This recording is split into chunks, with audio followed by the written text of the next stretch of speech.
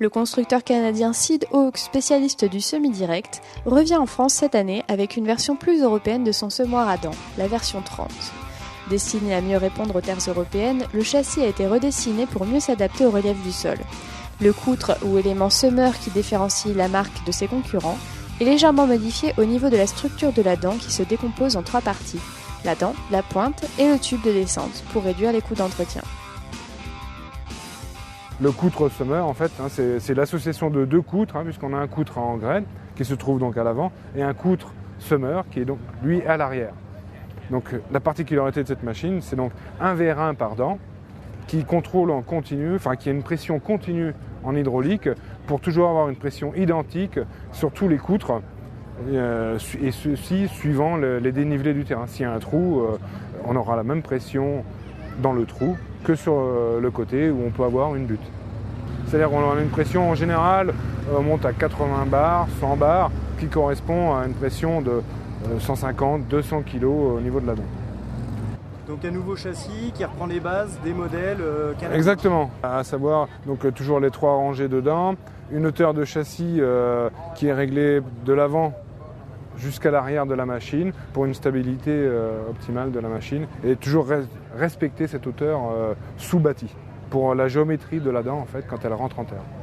Quand on lève en bout de champ, ce ne sont que les dents qui se relèvent et qui se rebaissent quand on repart. On va aussi envoyer de l'huile en continu sur les vérins de repliage puisqu'on a des roues extérieures donc, sur les sections qui se replient qui permettent de toujours contrôler et maintenir cette hauteur sur le châssis, mais le fait d'envoyer de la pression en continu nous permet d'avoir un très bon suivi du contour du terrain. Sur ce nouveau modèle, on conserve la trémie originelle, donc à savoir la trémie Waderstad et la distribution Waderstad. Donc un doseur semence, un doseur pour l'engrais.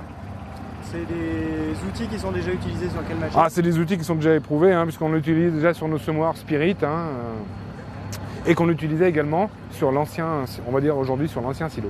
Alors l'objectif, ça, on va dire, c'est la seconde étape. D'ici 3 à 4 ans, les semoirs seront équipés de coupures automatiques de section par GPS.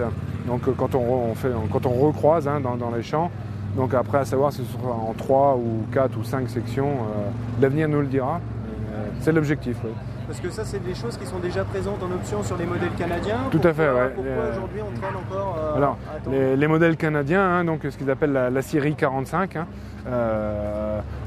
ont des coupures automatiques de section donc sur 5 tronçons.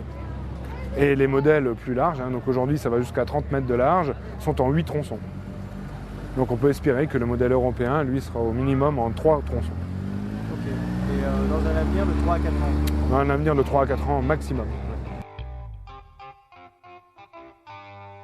Présentée en avant-première sur Innovagri 2012, la version 30 est maintenant disponible au catalogue Waderstad en 2 modèles de 6 mètres et 8 mètres.